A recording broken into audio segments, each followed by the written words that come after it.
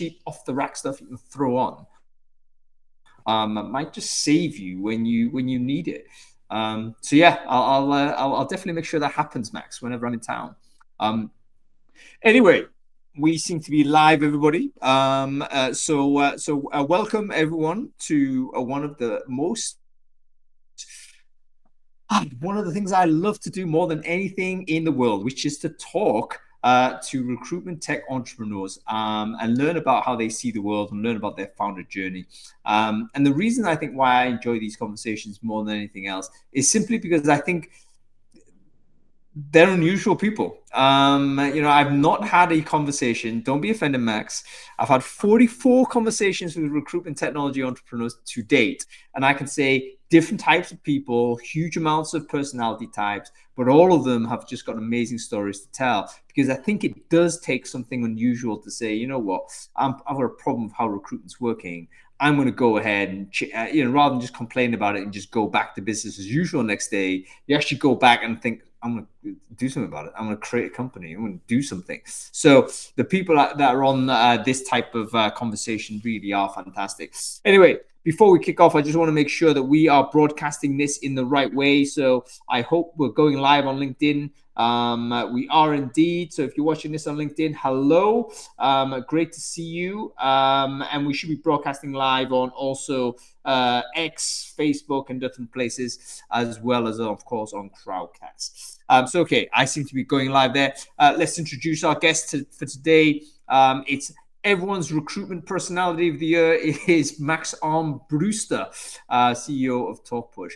Max, firstly, what busy CEOing did you have to kind of cancel to come on to this call today? I'm very conscious of your busyness. So what did you have to delay in order to jump on this chat? I had to break a rule. On Wednesday is no meeting Wednesday at Talkpush, so we made it forbidden to have any meetings on Wednesdays so that people could focus on building products and writing long emails and stuff like that. So I'm breaking that rule for you. Oh my goodness. I feel good and bad with that. I feel flattered, firstly. But secondly, I feel like, oh my goodness, this is a bad example by CEO. Tell me about this idea, though. Why did you implement the no meetings thing? Did you become aware that maybe there was too many meetings happening within business? It's meetings is everybody's enemy, but we also being a remote distributed team, we need meetings. Because I have one-on-ones with every one of my direct reports on a weekly basis, and we get to the heat of things. We talk about real problems, we solve things. So it's a balance. So everybody hates meetings, but you definitely also need some if you're an executive, because otherwise the information doesn't get to you. So finding that balance is critical. Some people are just quick to the trigger. We have customers, we serve enterprise customers. And as soon as there's a problem, the first thing is I want a meeting, instead of just writing it down and solving it through asynchronous communication, which does the work more effectively. So by saying no meetings for a day for 24 hours, maybe it forces people to write it down. You know what? I think it's a really powerful institution. I think we do know that meeting overload is very, very wearing on the morale. It's difficult for people to actually do good work when you're constantly interrupted. And not to say I look at people's calendars, but oftentimes I'm in conferences, I'm in meetings, and you can see people's calendars, and it's like literally there's no white spaces. It's completely packed, and you think, how is that guy doing any work? It's like he literally being pulled or into how is that things. guy doing in general? How can how can you live like that? It's so hard. Personally, like after 4 hours of meetings, I'm like, check me out. Yeah. I had a rule when I was a recruiter, never to do more than 4 interviews a day, because I knew that, but I was wearing down and I was actually getting worse as an interviewer. And I was just rushing through the conversation because I was mentally exhausted. And I was thinking I was not doing the right job for the candidates, and definitely not right job for my clients, because, or for even in-house, it was the same rule, because you were just like, your motivations were different. I think that's a great segue into Talkpush, by the way. But yeah, because I was doing interviewing too. I'm actually a recruiter initially, and I had a period of my life when I was doing eight interviews a day. And like you said, after four, you don't really you kind of start mixing stories. Like it was, oh, this guy went to that uni, and this lady wanted to have this salary, or I think it was that way. Anyway, I'll just type in my notes at the end of the day and hope it sort of like fumbles in the right slots. Uh, And yeah, exactly. Yeah, that totally happened. That totally happened where you mix people up, you don't remember, and you just make up some whatever they seem to. Your brain is fried. So I mean, technology does help with that.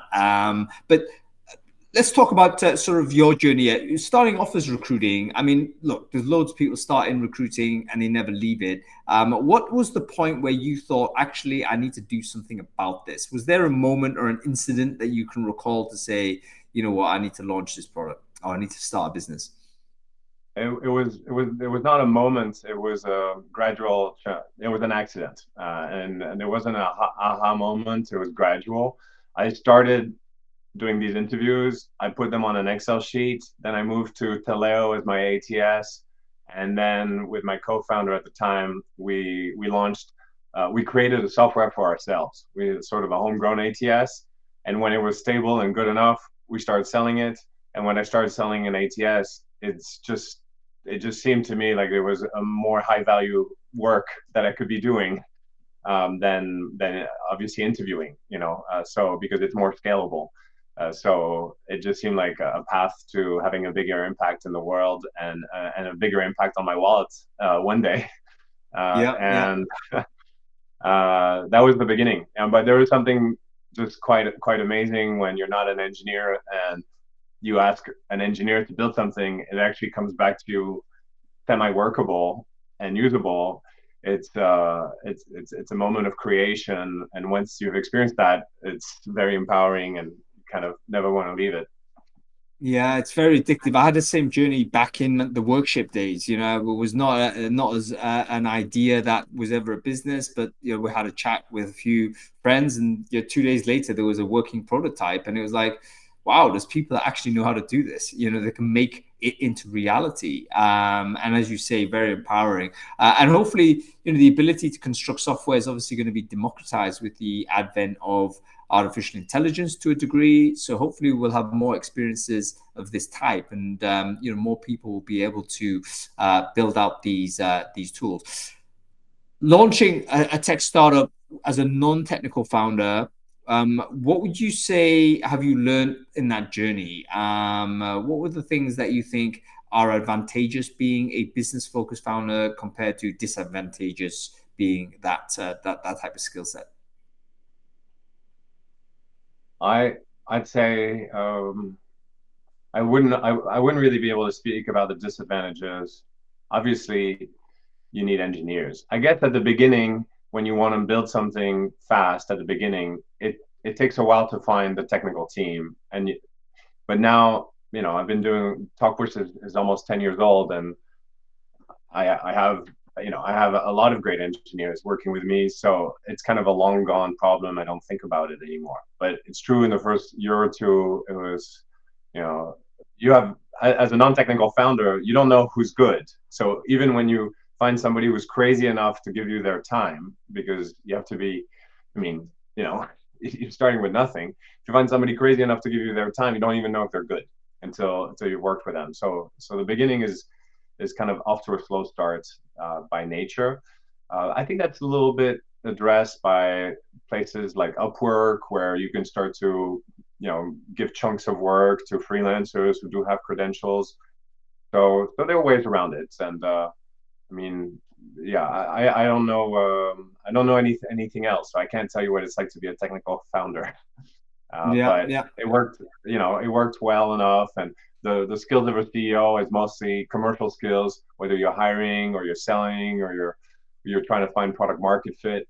Having commercial acumen, I think, is totally critical. And if you could be an engineer as well, great. But I think it's more essential to have that commercial acumen. Yeah, absolutely. What would you say were your strongest skills as a CEO? You've been doing this now 10 years, Max, so you must have some idea as to, okay, you're regularly quite good at this function, part of the function, and actually there's other parts where you're regularly not so good.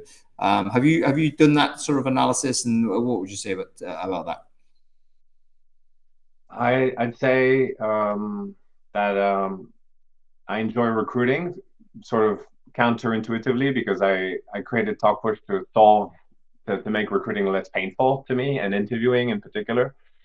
And I do enjoy that part, but it's also it's a positive and a negative, because you could be in a constant chase for who do I want to hire next, and that can take you away from product, from fundamentals. So I have looked externally a little bit too quickly in the past, and so I've had to adjust that and build within the existing resources, stretch the resources out as much as possible, and I've gone better at that with time. And I really enjoy what I'm doing. It's playful for me. That playfulness hopefully connects with people, but I mean sometimes not necessarily. Like maybe I'm too playful for the enterprise sector. I feel like I I wish there was a more corporate like CEO sometimes that could do the 6 month sales cycle with the Fortune 500 companies. But at least I'm having fun. No, and by the way, folks, if you don't know Max, definitely go follow him. Your personality is certainly something that we treasure in the industry, because there is this sense of humor throughout everything you do, and you do have a kind of an acerbic witticism about sort of the big things in the world, which is delightful. We need to have more characters in industry. But yeah, we also, it's interesting that you recognize that maybe that doesn't necessarily smoothly connect with certain environments that may expect a slightly different method of communication, let's say, or stylistically someone who's a little bit more vanilla, I guess. Yeah. I read the biography of Disney CEO Bob Iger. I was very inspired. He's super vanilla, super great, super inspiring. He's next level. But I'm just not cut from the same cloth. Recognize that. Yeah. Well, to a large degree, like battling against your own personality is a guaranteed loss. Like there's no way you can ever beat who you are. So I'm a big believer that you should really lean into who you are as an individual, and just really build on the strengths that you have, and obviously mitigate the weaknesses that you've observed, and try and avoid situations where they become important or decisive in key moments. But you shouldn't be like going to bed fighting yourself. I think that's a bad mistake, and it's one that's going to be something you cannot win, essentially. When you're hiring for your team, you mentioned something that you enjoy doing this. Is there any particular like heuristic that you have when you're bringing someone into your team as Talkpush? I mean, I'm not talking here about someone who is freelancing away for a period, or this person's going to join your company.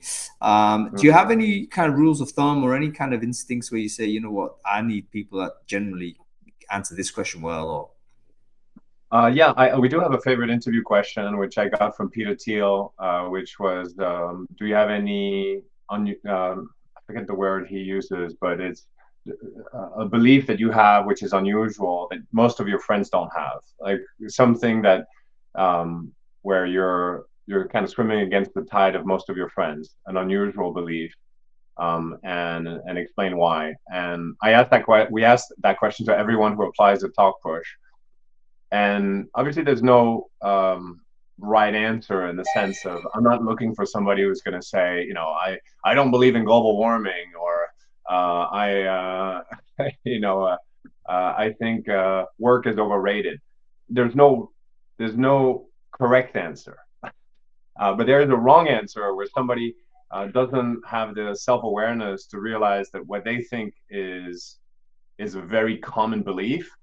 They think it makes them exceptional. So they sort of didn't understand the question, and they don't understand what it means to stand out and to be different.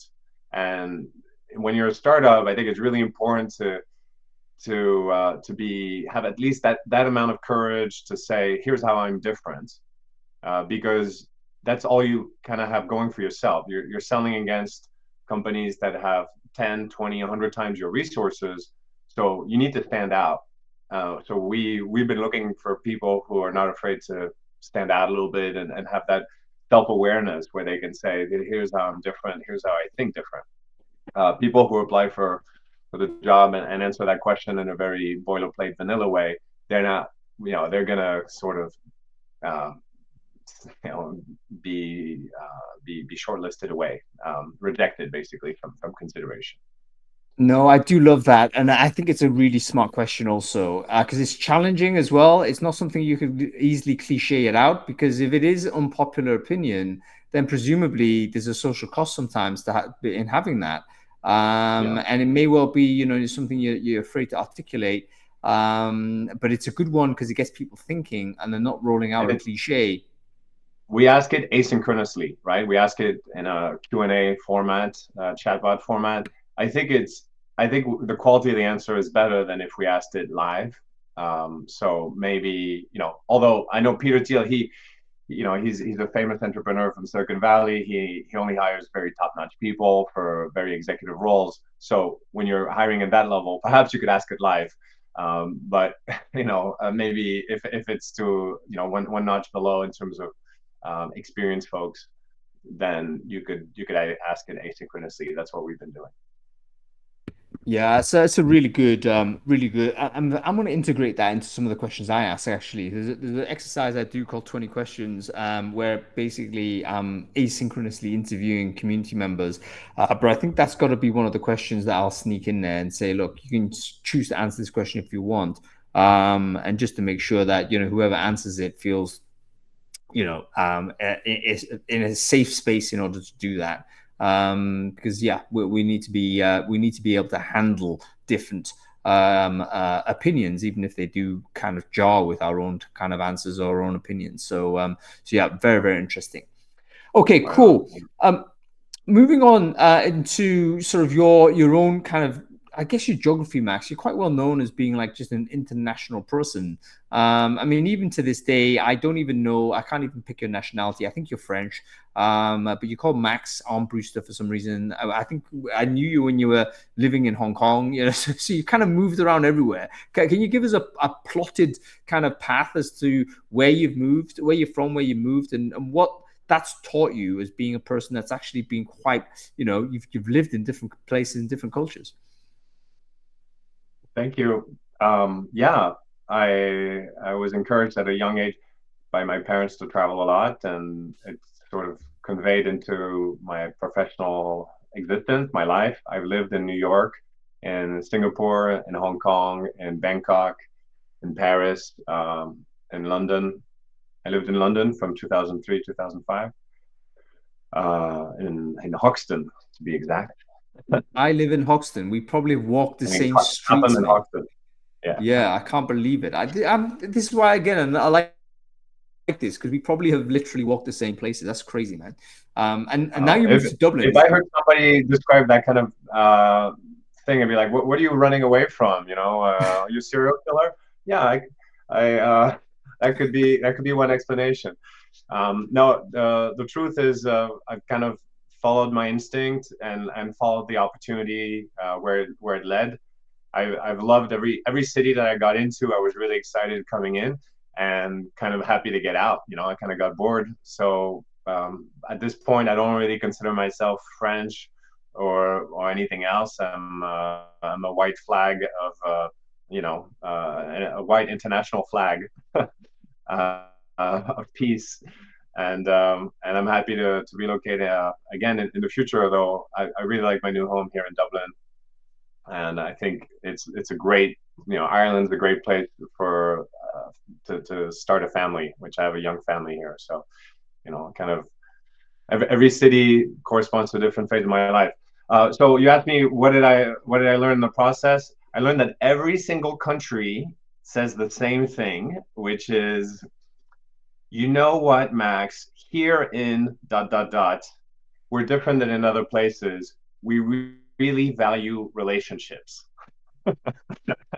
I've read that in every single market I've sold to, and there are dozens where it's funny where that's something that actually is very common, and every country feels like relationships are more important here than elsewhere. That's a really interesting observation. It's like almost everyone feels like they're an exception, of course. Everyone feels that they're special, and that's normal. But in fact, that sense of feeling special is very universal. Everyone feels the same way of being exceptional. And again, that's the beauty of traveling. Like you get to learn this, and it helps you navigate any future scenario. That everyone needs to feel special, and you've got to respect that desire to feel that way. But in the end, there's more commonalities and separation. That's something I've kind of experienced also. Like one of the things that's true when I haven't lived in the same number of places you have, but I travel to places, I go to conferences a lot. I kind of spend a lot of time outside of HQ. And everyone says, you know what, we're always behind. There's another thing that recruiters tend to say. They always feel as if they're behind some other mythical place that is always ahead. We're Yeah. always behind the US, and the US are always behind New Zealanders. Everyone's always behind. And I'm thinking, you know what? I've met plenty of people that are way behind in the US, and I've met plenty of people that are way ahead in, a different country. So yeah, there probably is different levels of maturity on aggregate, I would say, but exceptional talent I think exists everywhere, and particularly for an industry like recruiting, it's quite possible to be experimental in almost any context. It doesn't require necessarily a huge environmental situation. Sort of, it doesn't require like a beneficent environment for you to be a leader. You can be extremely good in a country that perhaps isn't economically doing great, for instance, doing the job of recruiting. So I think there's an element there of just a lack of confidence and where you might fit in some sort of perceived hierarchy that you have. Some of the smaller markets produce the best startups. Like the Netherlands has so many great HR tech startups, and it's because the market's too small to build a meaningful company within domestic boundaries. Same could be said in Singapore and other places. Sometimes a small size works to the advantage of the market of the country. And of course, a big size also does as well. I think the UK is. I know you've got a lot of listeners in the UK, and it's kind of unique because it's a bit in between. It's big enough, but it's not. It's obviously like maybe 10% of what the US is or less. So it's yeah, yeah. It's kind of yeah. It's So you it's have a very fragmented ATS market basically in the UK.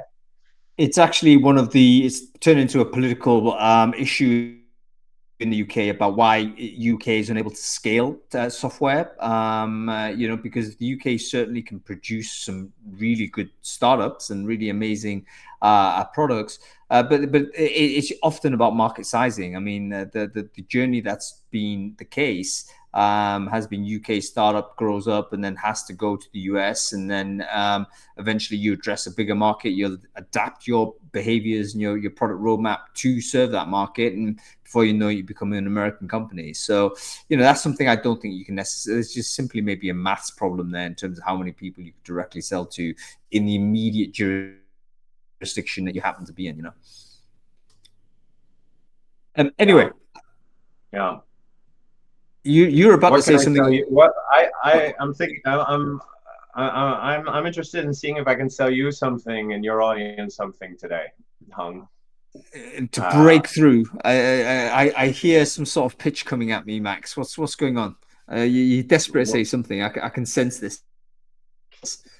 Well, I don't know. We haven't really spent much time explaining what Talkpush does, and I think that's fine. People can look it up themselves.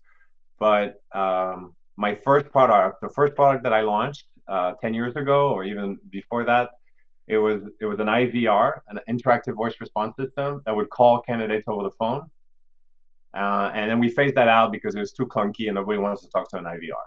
Basically like the IVR where you press 1, press 2 when you're calling the bank.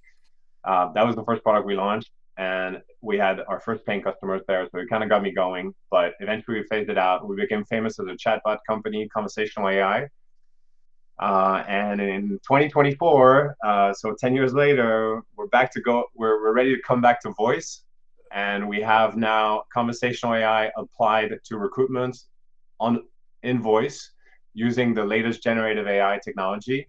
So all of this buzzwords and this mouthful of keywords is to say we have an AI recruiter that can call you over the phone and have a nice conversation with you over the phone and interview you for a job, any job. Are you serious?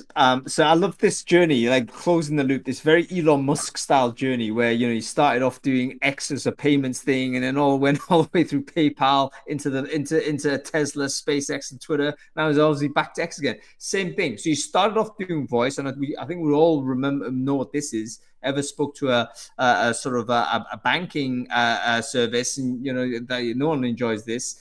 But now you've got basically a voice that's AI, and we can have a dynamic conversation with a candidate. Is that correct?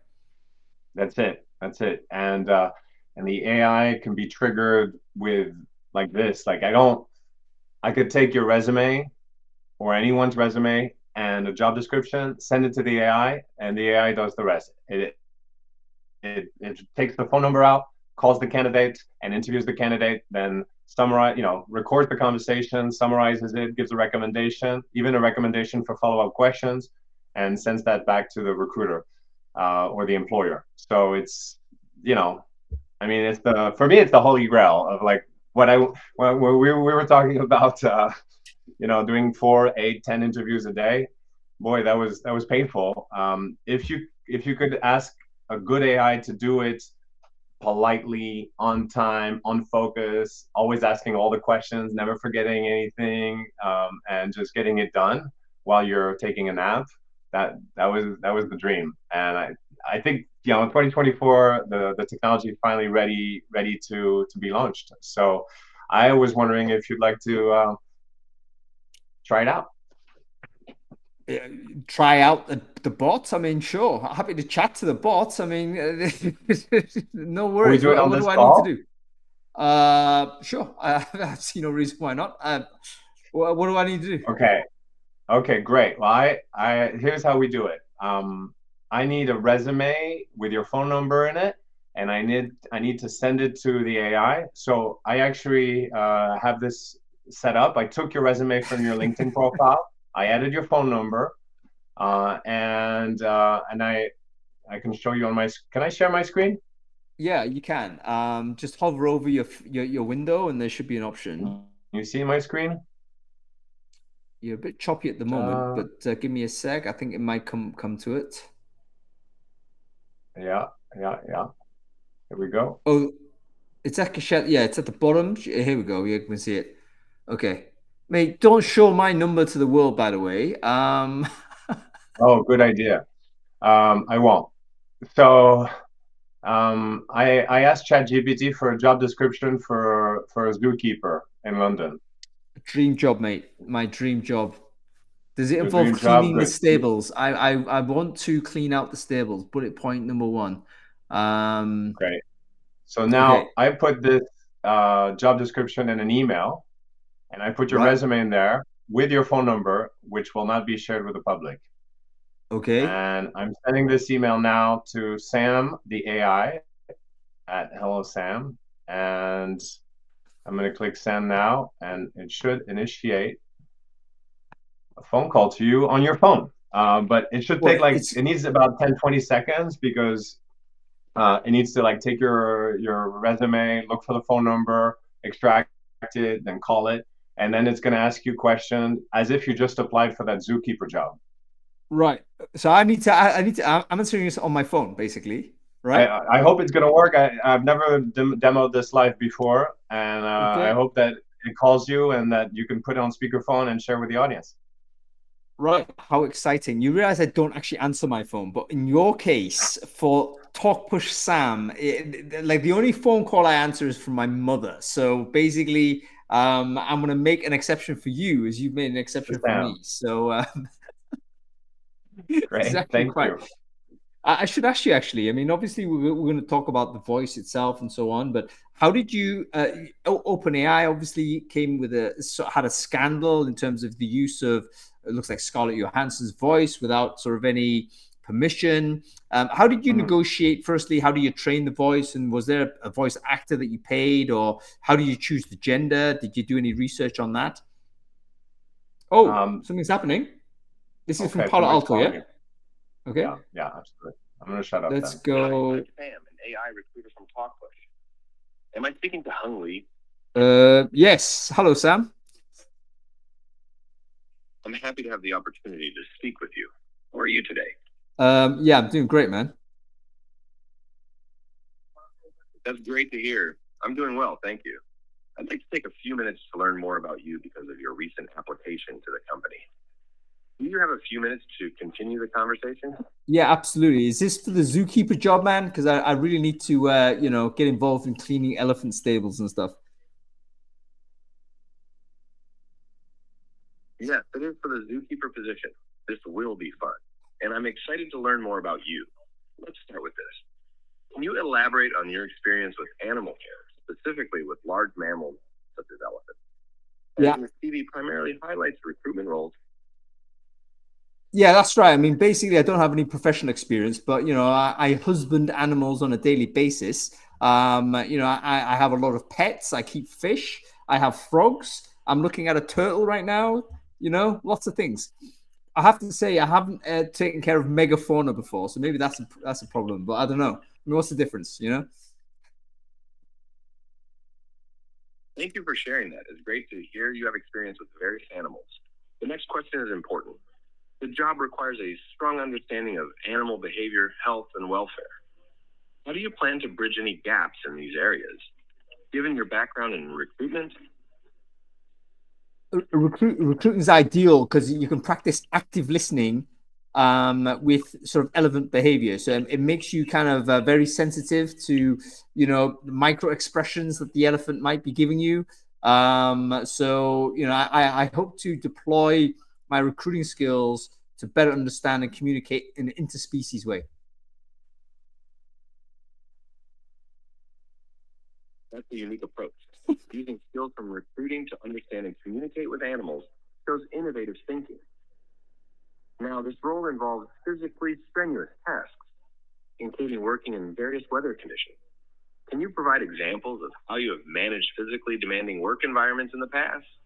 Yeah, well, you obviously don't know recruitment, man. I mean, recruitment is physically demanding. You have to wrangle these candidates in and out of interview rooms and what have you. Yeah, this is very similar to, whipping elephants in and out of the stable. Trust me. You can see how that experience might translate. Managing people can certainly be challenging. Moving on, our position is based in London.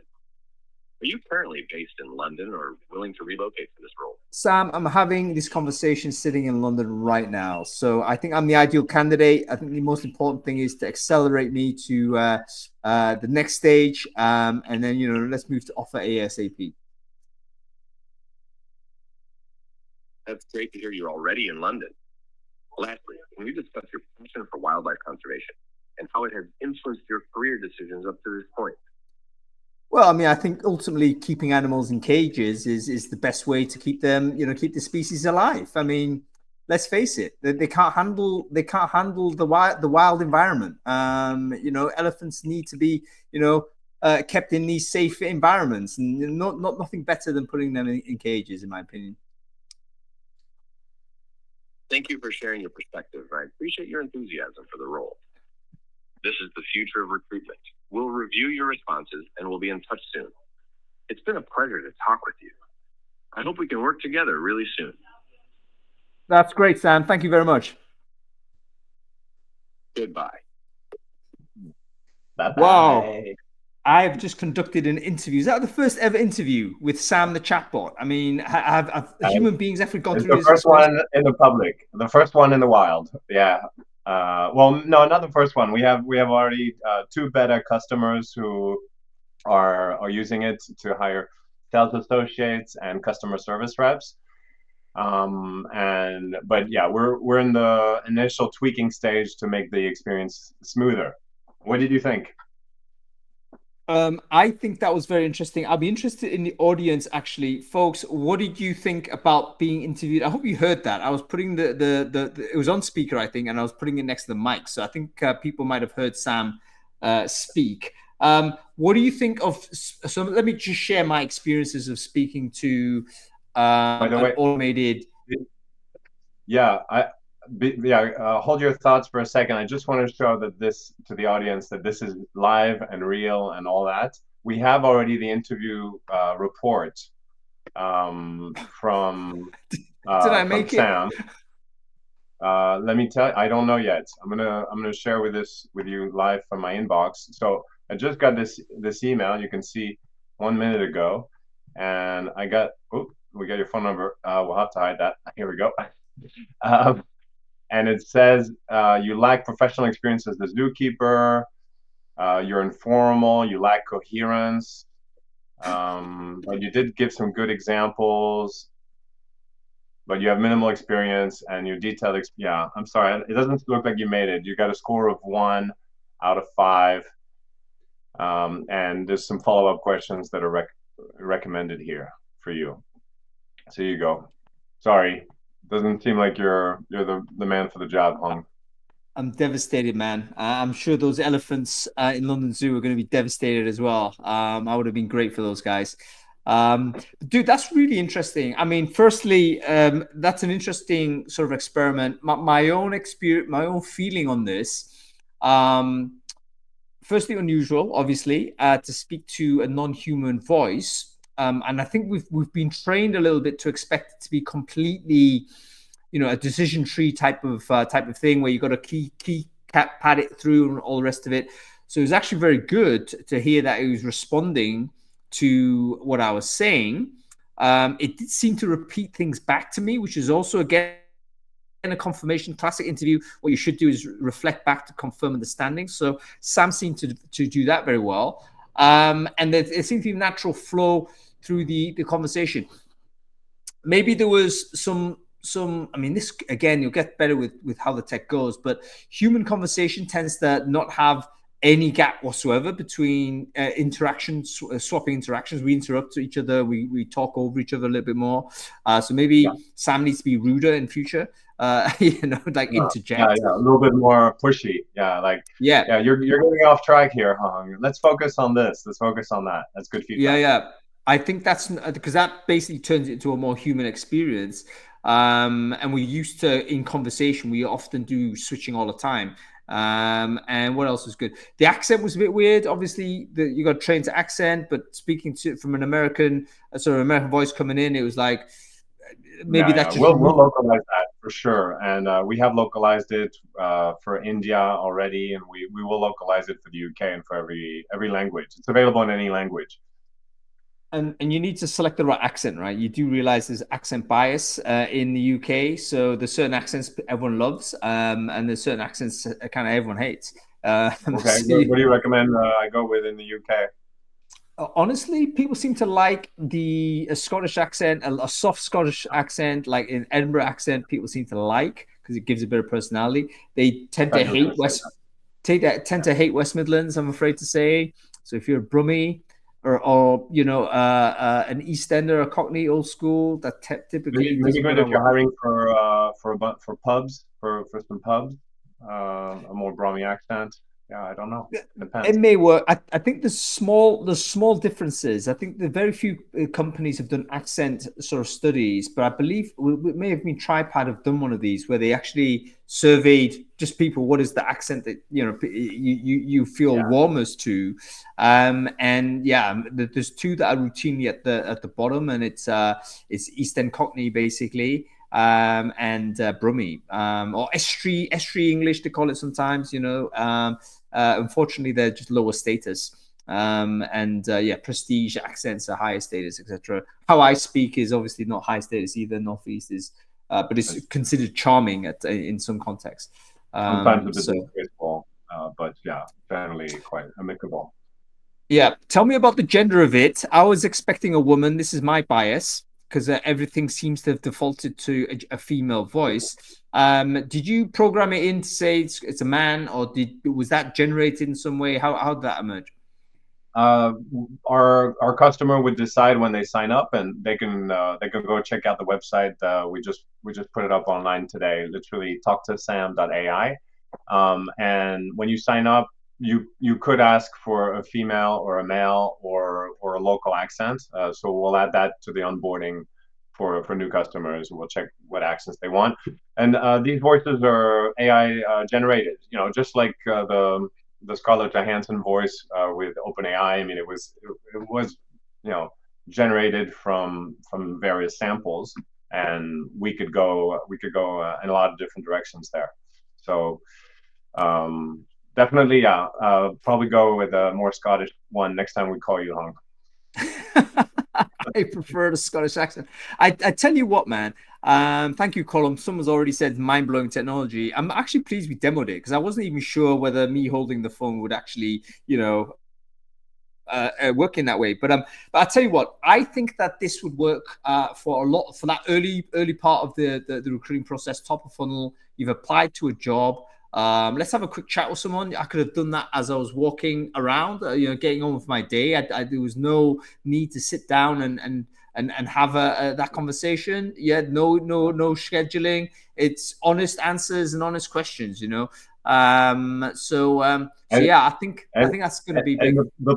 let's just I just want to also highlight that we didn't program the questions, and we didn't prepare it in any way. We just sent it a resume and a job description, so it's totally scalable from the start. It's we could have sent it a job description for a totally different job, and it would have adapted on its own, make up the questions on its own. That's the beauty of generative AI, is that you don't have to Yeah.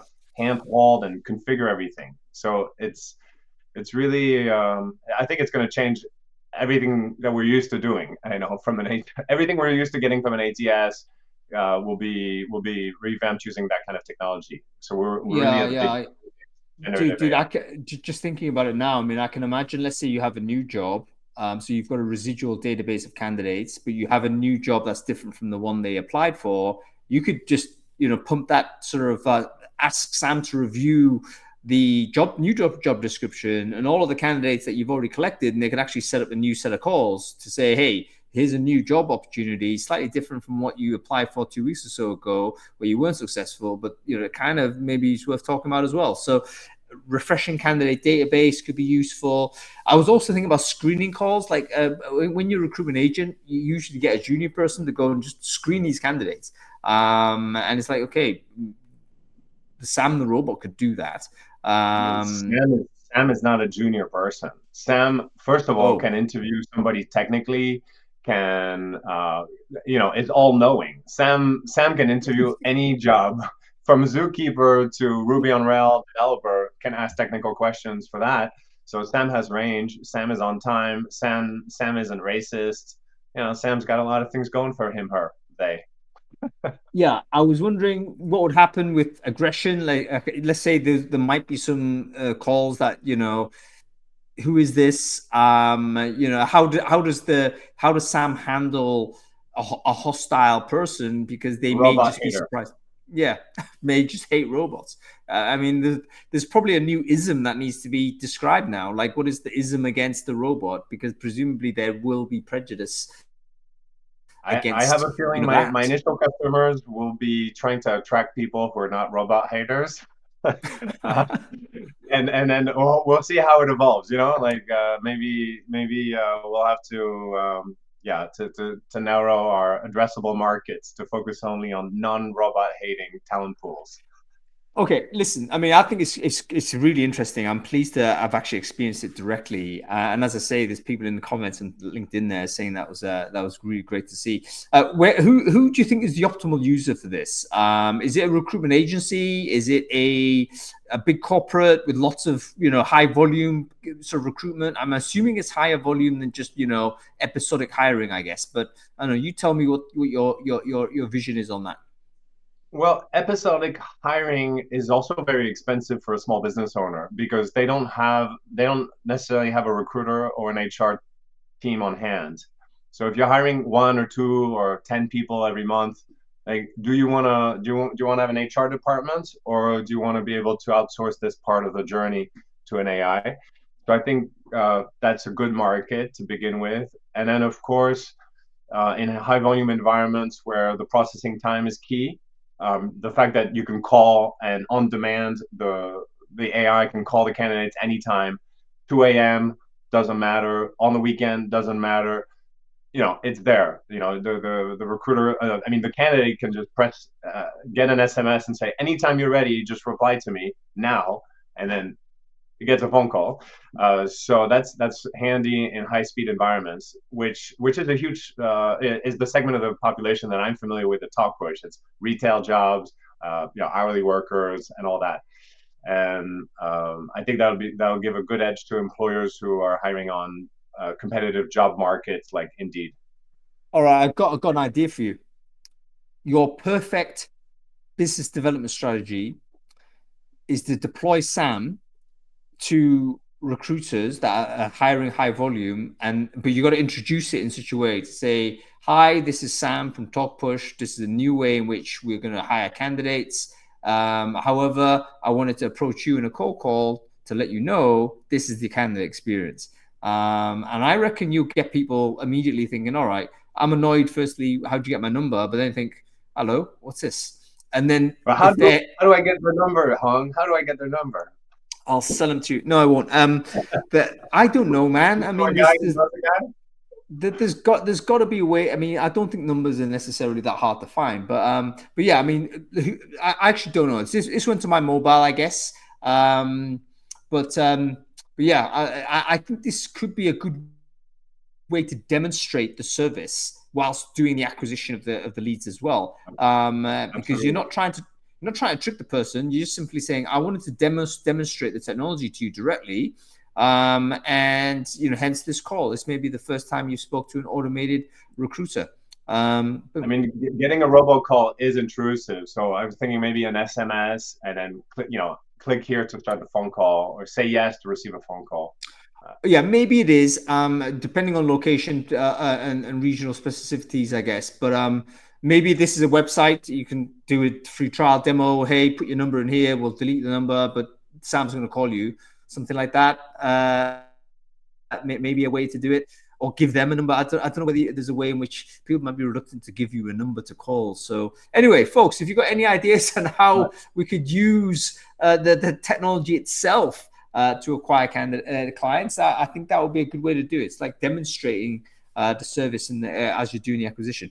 Anyway, Max, really interesting, man. So one of the questions was actually, well, what do Talkpush customers can expect from you guys this year? But presumably, Sam is one of the big things. It's going to be a big push for the rest of this year for this guy.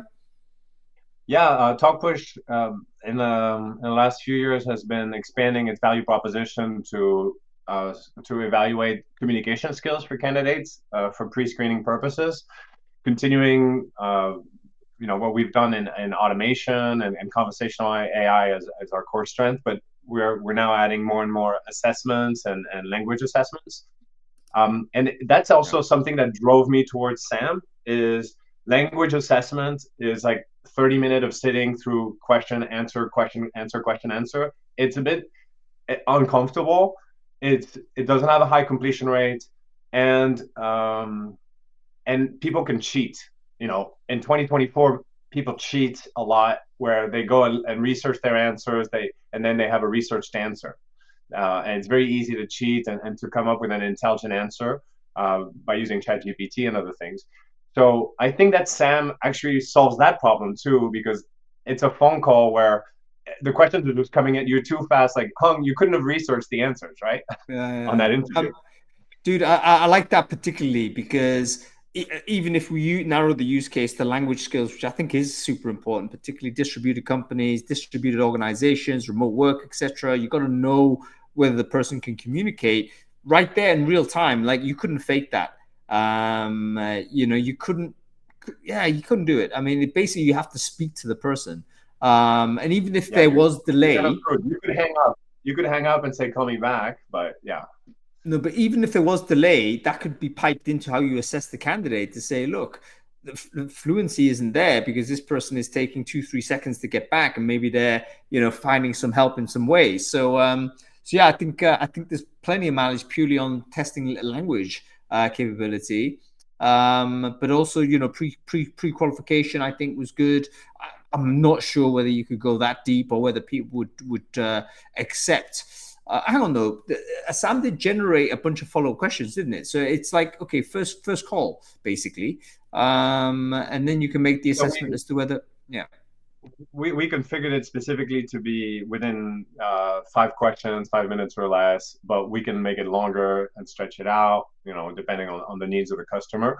And if people go to the website and put in their phone numbers and names, they will get a phone call. They'll get to experience it themselves. So it's ready to be. We're waiting for your feedback, and we love for your audience to be some of the early beta customers.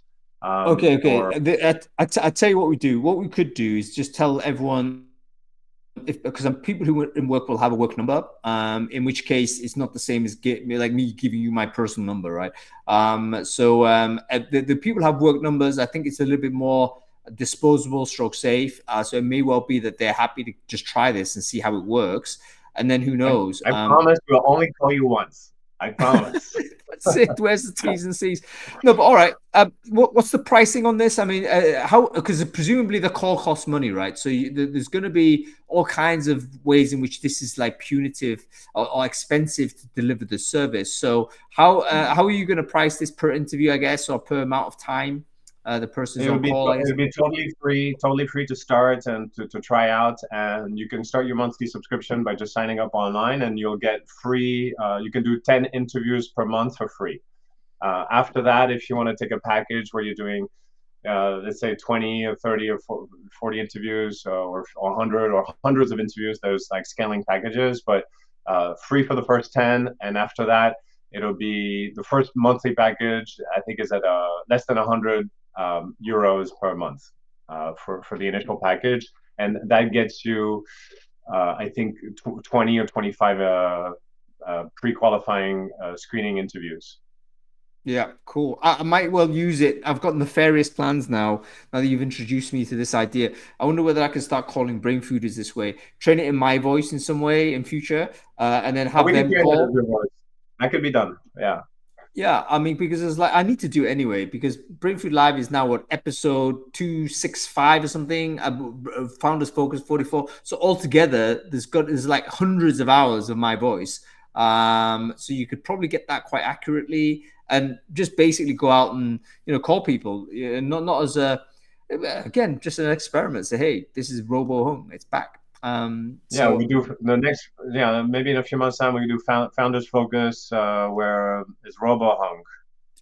It will happen at some point. I mean, I do want to do it whereby a guest will actually be a robot, and we'll have that person or that robot as equal participant in the thing. So we just need to get used to it. This vision of humanity alongside with robots. Max, we're coming to the end of this, but I want to actually touch on this.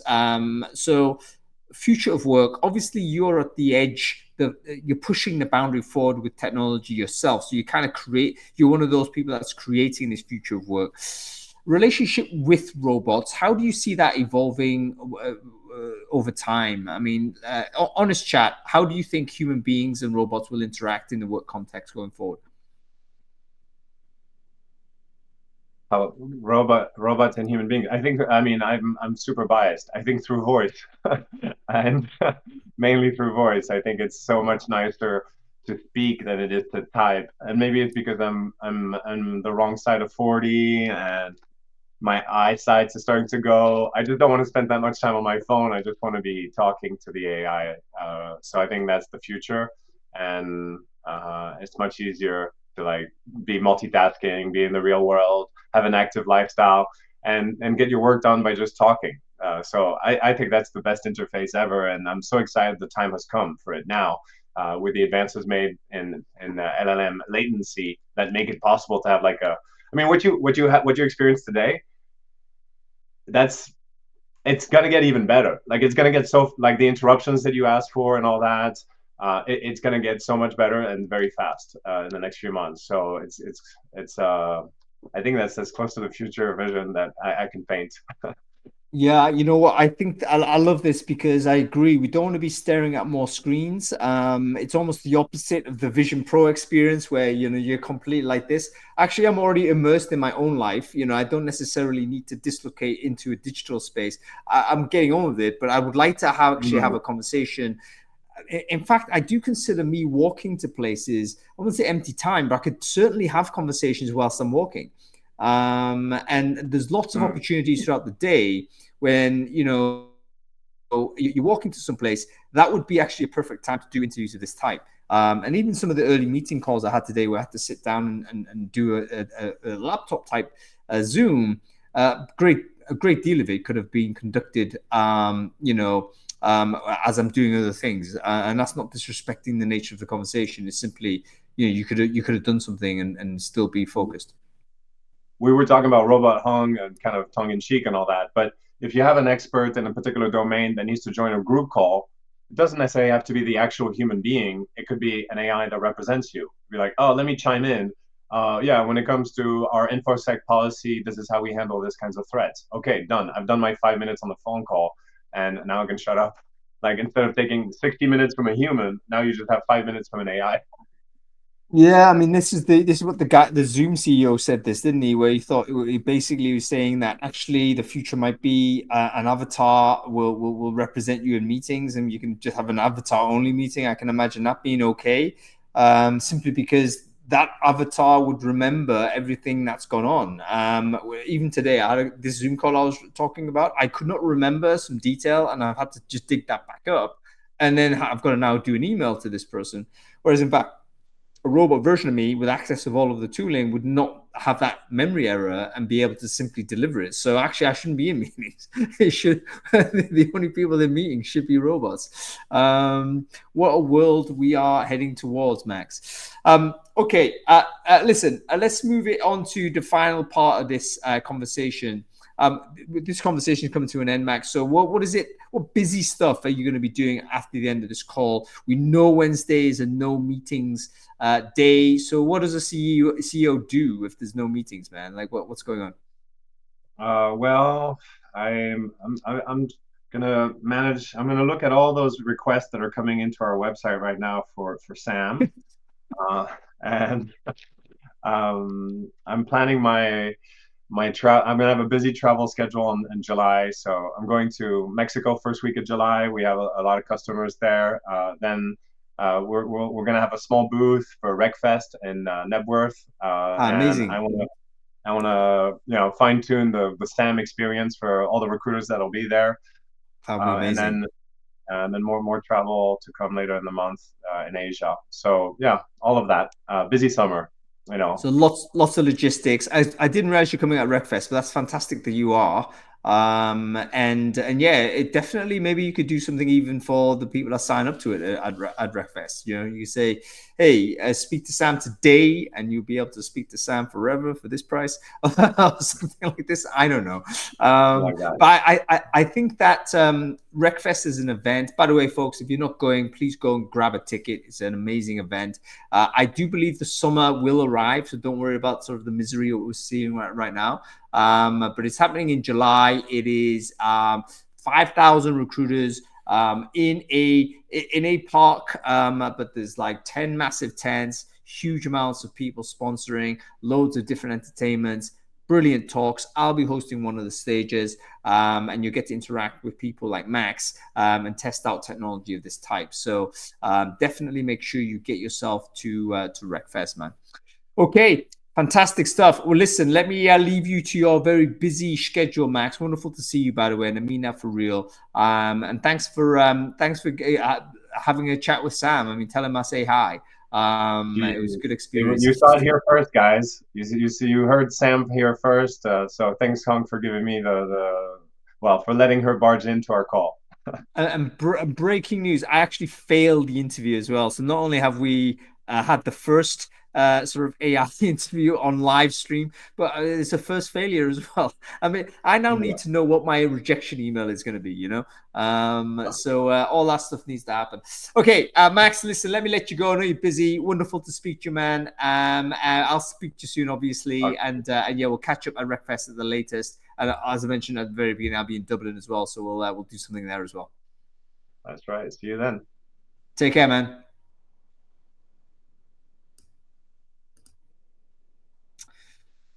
Wasn't that great? That was Max Armbruster of Talkpush, folks. Talkpush, very exciting organization. I didn't actually realize they had brought out a AI interviewer. They were always kind of a chatbot assessor, sort of an assessor using a chatbot. So really interesting development. And a wonderful person to speak to.